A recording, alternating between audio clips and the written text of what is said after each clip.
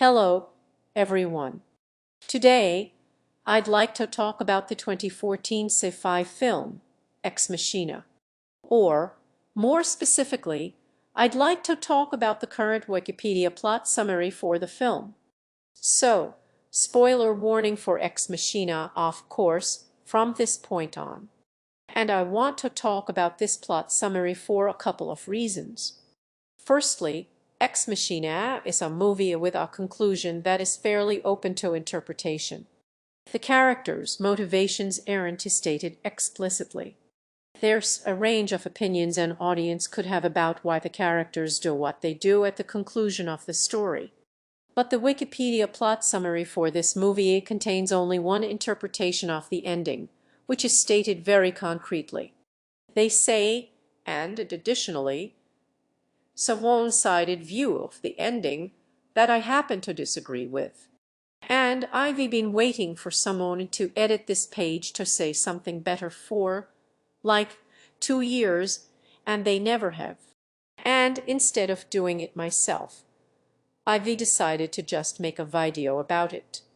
Before we can get into why I disagree with the Wikipedia page, though, we're gonna have to briefly recap the characters and plot of Ex Machina. So, the main character, or the first main character of Ex Machina, is Caleb Smith, a programmer who works at a search engine company called Blue Book, which is basically an in-universe version of Google. The story opens with Caleb winning a contest to visit the home of his boss, the CEO of Blue Book, Nathan Bateman. Nathan lives in a fancy modern mansion/research facility, which is located on a remote estate far from civilization. Nathan has been working on creating an artificial intelligence. He's created an android named Ava, and he's invited Caleb to the facility. He says, to test if Ava is capable of consciousness in a version of the Turing test. And the bulk of the middle of the story is concerned with the interactions between Caleb and Ava in their daily sessions, during which Caleb develops an attraction towards Ava and, after learning that Nathan plans to wipe her memory, resolves to help her escape. So, a very simple 3-character story set up there. We have the princess, the villain imprisoning her in his tower, and the hero who's going to save her. But there is another character in this story who, at first, has a seemingly minor role, but is actually very important, especially with regards to interpretations of the ending, and that is Kyoko, Nathan's silent housekeeper. Kyoko doesn't speak, which Nathan tells Caleb is because she does not understand English, something he explains is for reasons of keeping his work secret. But this, as with much of what Nathan tells Caleb, is a lie, of course. Kyoko doesn't speak because she, too, is an android who has been designed not to speak. But we'll talk more about why Kyoko is so important later on. Now, Caleb and Nathan's relationship is defined by a very one-sided power imbalance right from the start. Nathan is Caleb's boss. He's incredibly rich and successful. They work in the same field, but Nathan is much more accomplished. The story takes place in Nathan's house, so he owns the space the characters interacting, and Nathan is physically stronger than Caleb. He's shown boxing and weightlifting. Nathan is arrogant, domineering, manipulative, and he has an enormous God complex. We see him dictating to Caleb how he thinks Caleb should be feeling in the moment. We see him recalling things Caleb has said, but editing the words to be more flattering to himself, and then ignoring Caleb when he objects. He's rude and demeaning to Kyoko when she spills some wine at dinner, and these behaviors escalate throughout the film into more overt physical and emotional abuse. Any audience with a grasp of regular old narrative convention will understand that Nathan is the villain, the antagonist of the story. And furthermore, regular old narrative convention would tell us that if Nathan is the villain, then Caleb, the audience's principal perspective in the story, who acts in opposition to Nathan, must therefore be the hero, right? Except we can ask, is Caleb heroic? Is he a good person? This is a question raised within the film. During one of Caleb and Ava's sessions, she asks him outright if he is a good person, so the movie is inviting the audience to consider this question too. This makes us question his possible motivations for wanting to save Ava. Does he see Ava as a person who he wants to help because it would be good to do so, or does he see her as an object that he wants to attain? Now, I don't mean to make this sound as if this is a strictly either-or situation. Caleb doesn't have to be 100 selfish or 100 altruistic. His motivations could be a mix of wanting to help and wanting to attain something for himself. But since we can't see inside his head, if we retrying to determine whether he is a good person, all we can do is judge his actions. Whatever his motivations might be, what does he actually do? So, with all this in mind, let's talk about the controversial ending to the story. Near the conclusion of the story, Nathan reveals a few of his manipulations to Caleb. Caleb wasn't randomly selected in a contest. He was specifically picked by Nathan, and Ava was specifically designed to appeal to him. Caleb was brought to the house to personally conduct a test of Ava's consciousness. He is the test. Nathan wanted to evaluate Ava's intelligence by seeing if she could manipulate Caleb. Nathan also suggests to Caleb that Ava is lying to him in order to convince him to free her. Maybe Ava doesn't really like Caleb. Maybe she's just pretending to like him in order to prevent herself being deleted. Things come to a head when Ava escapes her room due to Caleb having previously reprogrammed the security doors, where she meets up with Kyoko, who has a knife. Make a note of that.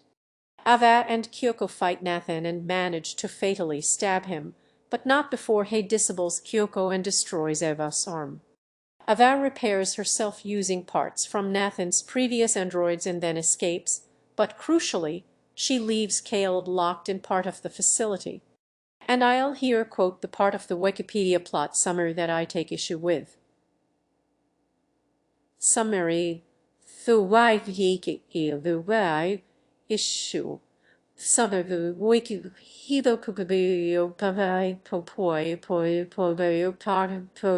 war should she below I lighted who went well the year the wind it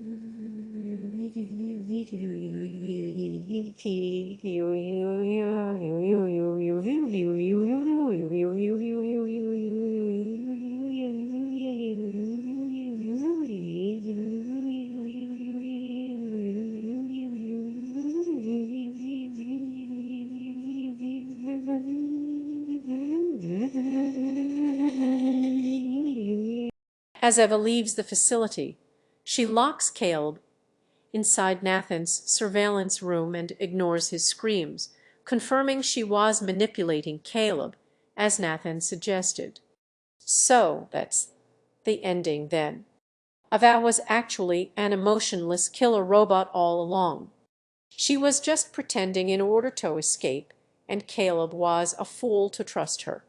So, Ex Machina is Jurassic Park crossed with the Terminator. You know, man is destroyed by his creation, that sort of thing. So, that's the message of the movie. Don't create an evil fembot. Now, I hope you can tell from me tone that I don't think too highly of this reading.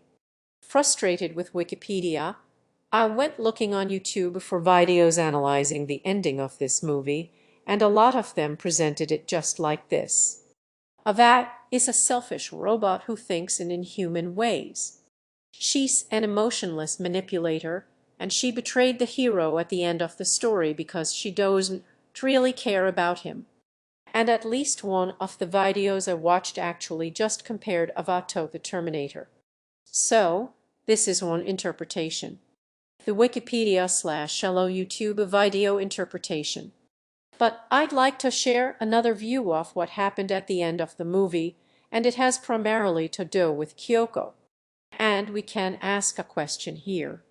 When it comes time for Ava to escape her room, why is Kyoko waiting there with a knife? How did she know to do that? Well, at a time prior to the escape, we see a scene of Ava in her room with Kyoko stepping inside. Ava looks surprised and says, "Who are you?" And that's all we get of that. It's a very short scene, it's easy to miss, and it's easy to forget about after the ending, and it's not included in the Wikipedia plot summary. But if we put on our detective hats, we can deduce a few things from this scene. Firstly, Ava didn't know about Kyoko. Kyoko is another android living at the facility being controlled and abused by Nathan. Nathan has sex with Kyoko, which at the time is uncomfortable, and raises some questions about power dynamics and such.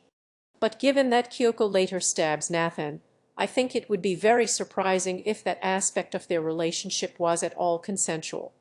And it would probably be more accurate to say that Nathan rapes Kyoko. A scene in which Nathan is explaining to Caleb the android's ability to have sex is important here.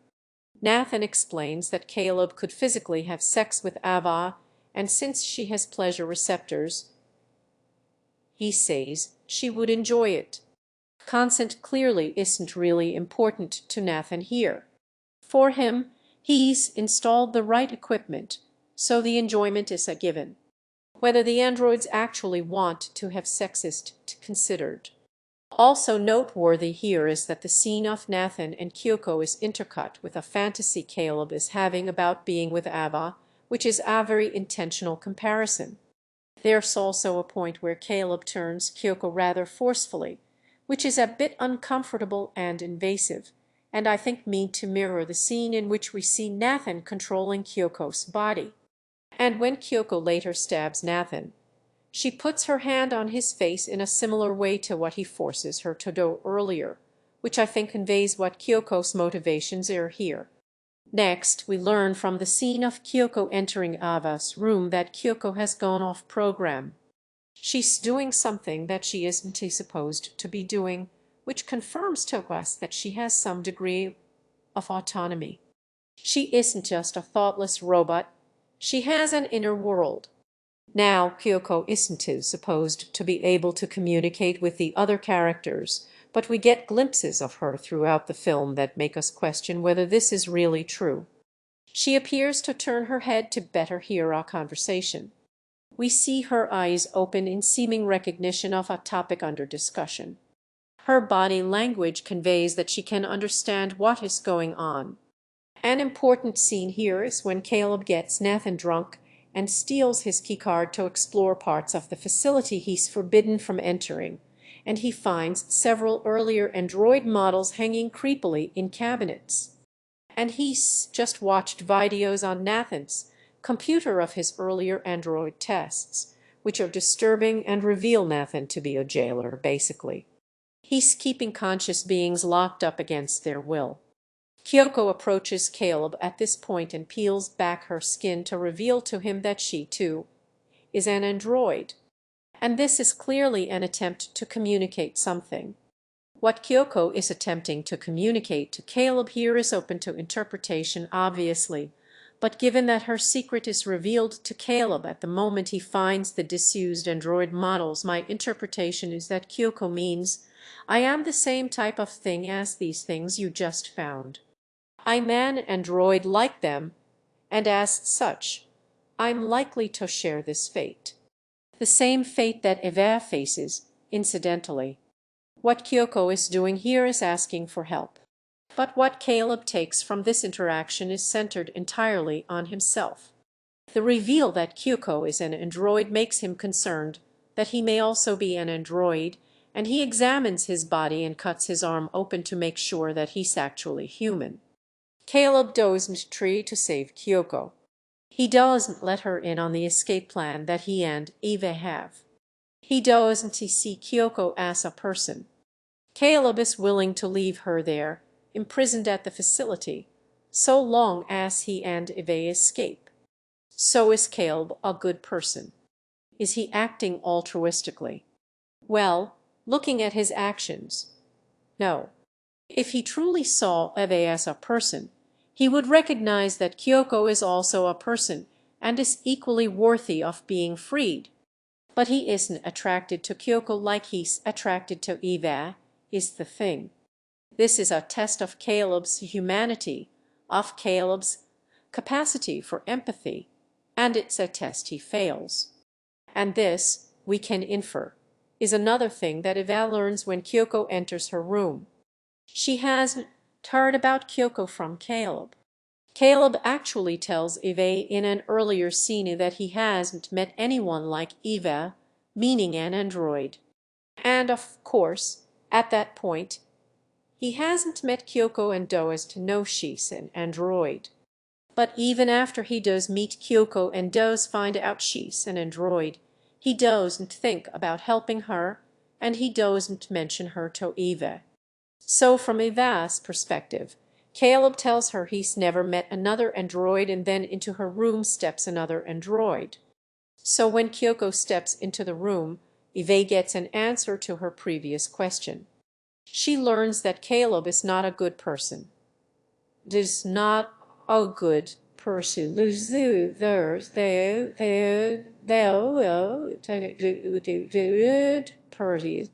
He's someone that she can't trust.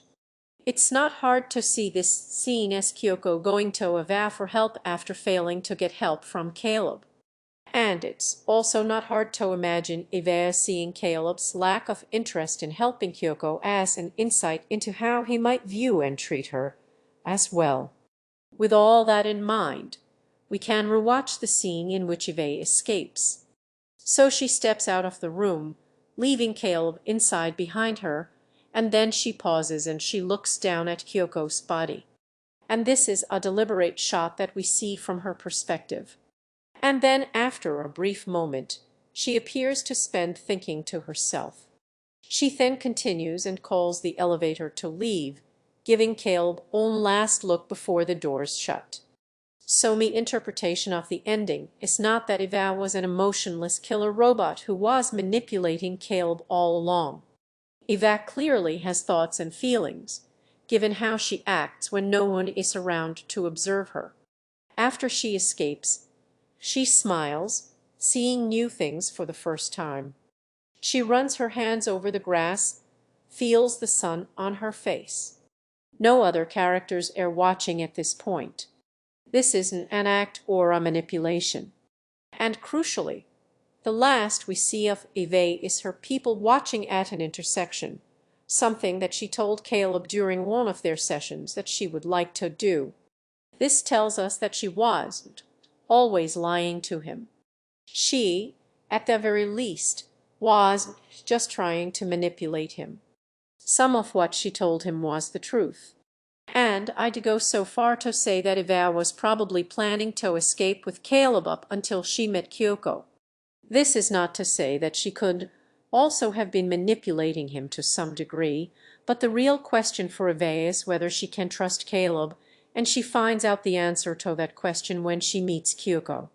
And the last we see of Caleb in the film is him sitting trapped behind the glass door, looking at and being watched by the lifeless body of Kyoko. This is the moral at the end of the fable here.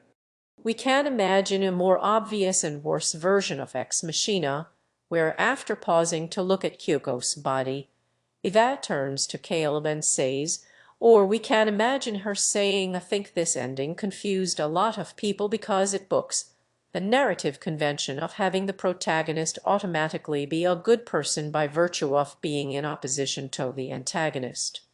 I described Caleb as the first main character before. He's the person who the camera and thus the story initially follows. But the camera isn't loyal to Caleb. It will follow other characters and show their perception of what's going on. And it's arguable before she escapes, but certainly afterwards. Eve is just the main character now. This is her story. She beat her jailer and escaped. I saw a lot of people complain about this ending because they thought Eva betrayed Caleb, but I think what the real annoyance is there is that the narrative betrayed Caleb by choosing a new main character. One more thing I'd like to point out here, to those who felt that Eva was of course manipulating Caleb because she's an android, is that someone being an android or not within the movie has no relation to their ability or likelihood to manipulate others. After all, Nathan is a human and he manipulates and lies to Caleb constantly. Caleb is a human and he manipulates Nathan into getting drunk so he can steal his keycard. You know, does this person really like him? Are they just using me to get something they want? Are they just pretending? Are they even capable of loving another person? These are all questions we could ask of human relationships. They are very human questions. Whether someone is an android or flesh and blood, whether they are manipulating others or telling the truth, this should have no bearing on whether we see them as people. This isn't a story about humans versus androids. It's a story about some people in a place. And ultimately, neither Nathan nor Caleb see Kyoko and Eve as people. They see them as women. To Nathan that means something to be controlled and used, and to Caleb that means something to rescue and detain for himself. But fundamentally it means as objects and not as people. So then, Eva locks Caleb inside Nathan's surveillance room and ignores his screams, confirming she was manipulating Caleb as Nathan suggested. I think this is an overly simplistic reading of the ending and stated entirely too concretely, and I hope I've explained another interpretation of the ending well enough that you would agree with me there. And I think it would be good if this page was rewritten to reflect a little bit more of the movie's ambiguity. However, I do need to add, please don't storm off to mass edit the Wikipedia page for this movie. I don't want to be accused of starting some Wiki edit raid or something. Anyway, thanks a lot for watching, everyone. I have a sore throat today, so I am having a robot read out me outro. Beep boop. This video was about robots, so this seemed apropos. Thank you especially to all me supporters over on Patreon. Patreon backers get early access to all me videos and are powerful both physically and mentally. Fear them or join them at the link below if you like. That's all from me today, folks. I'll see you next time.